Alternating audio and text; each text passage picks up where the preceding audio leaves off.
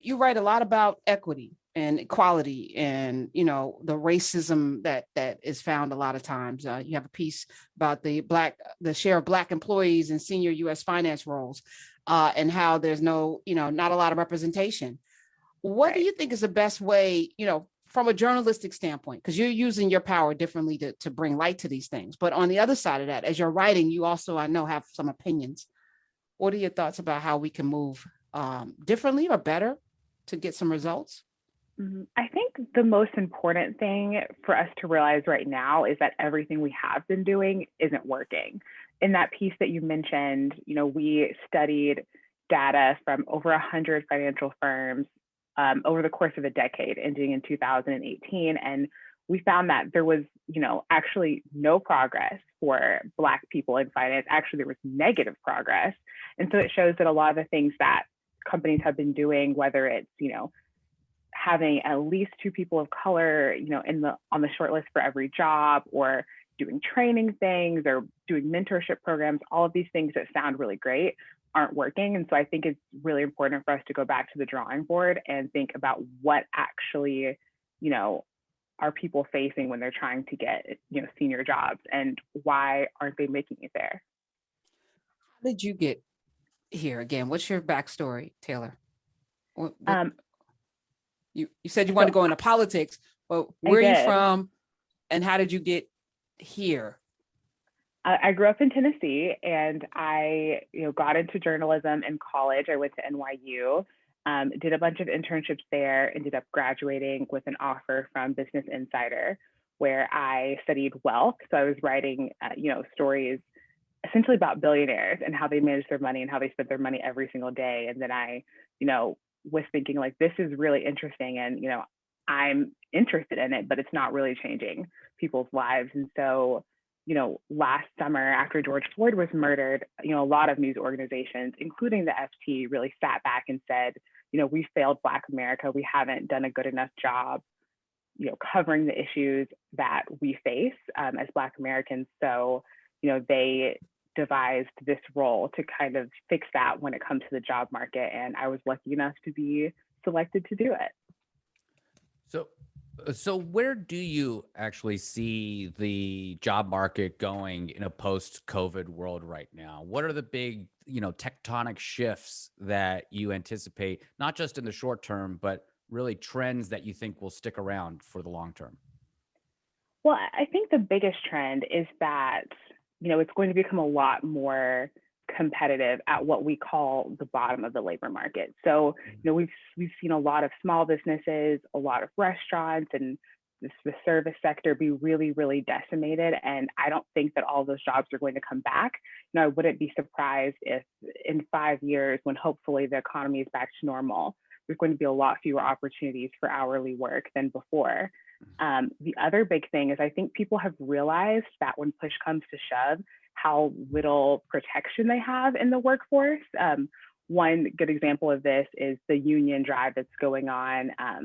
Well, it actually just ended at the Amazon plant in Bessemer, Alabama. We're hoping to get some news on the result of that vote here shortly. But I mean, people are really realizing that, when you're in the middle of a global health crisis and it's getting harder and harder to pay your rent, that, companies don't necessarily have your back. And so I think we're going to be seeing a lot more people organizing in their workplaces. So those are the two things I'd be looking out for.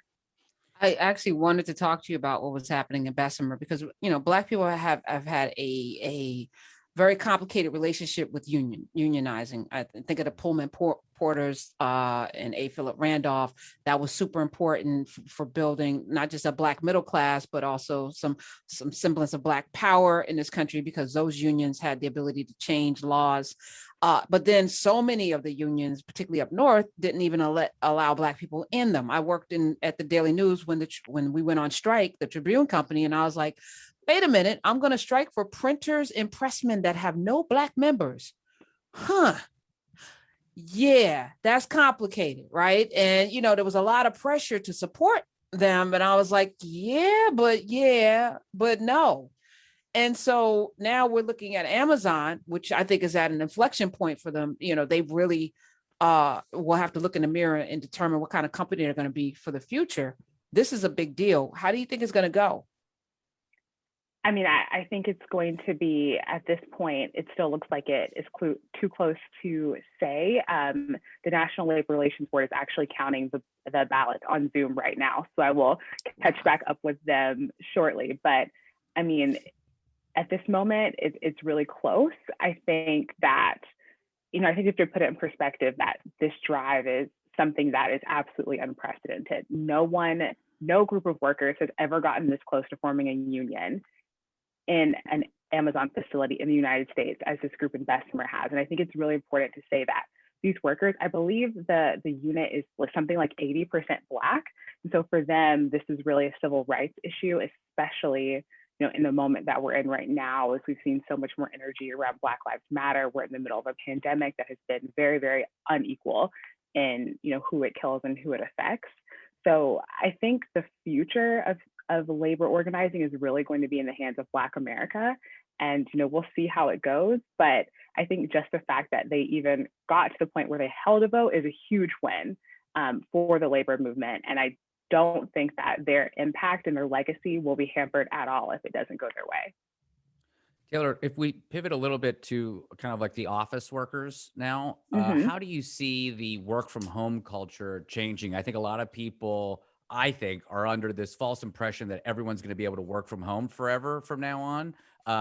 Is that true? Am I wrong? I think there's companies are going to be like, no, you got to come back. I mean, there's got to be company culture at some point. Karen's going to be safe in her home for the next 10 years if she wants to be, but she runs the channel. So what about people that are just office workers that, are going to be maybe having to change the way they do things soon? I think it really depends on industry. You've seen some tech companies and some investment banks really making huge pushes to get people back into the office. But I think for a lot of mid-sized companies and for a lot of companies that don't have as much of an emphasis on cohesion and their inclusive cultures, that people are going to stay at home for a long time, perhaps doing some kind of flexible 2 days in the office, 3 days at home, something like that model. And for companies, this is an opportunity to cut some costs by downsizing their office space, but it's also an opportunity to provide workers with a little bit more flexibility. And I think workers really loved that over the past year. So we'll definitely see how it goes. But if you work for a big tech company or a big bank, you're going back to the office in September, no questions asked.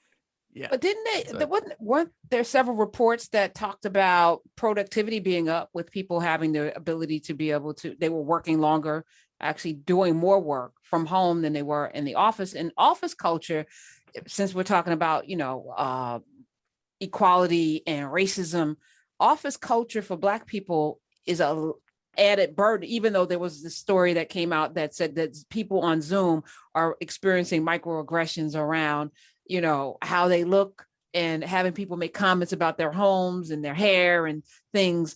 So, Drew McCaskill was on yesterday. Was it yesterday? Tuesday? No, Tuesday. And he said, to be in the intimacy in the safe place of your home and having, racism come into your home is traumatizing. So there's a double-edged sword here. But I thought that companies were getting higher productivity from people staying home.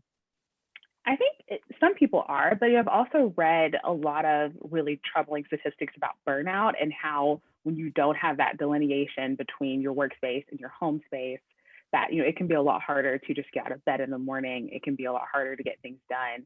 I mean, I know for me, I'm very much a social person, and so I will go back to the office as soon as it's safe. But I think the point that you just brought up about the mental strain on Black Americans is a good one.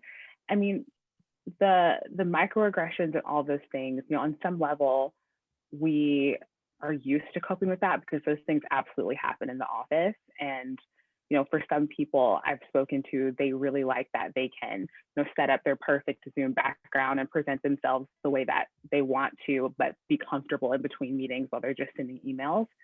So, there's a lot there, but I think what it really comes down to is how companies think that they're going to get the most out of their workers.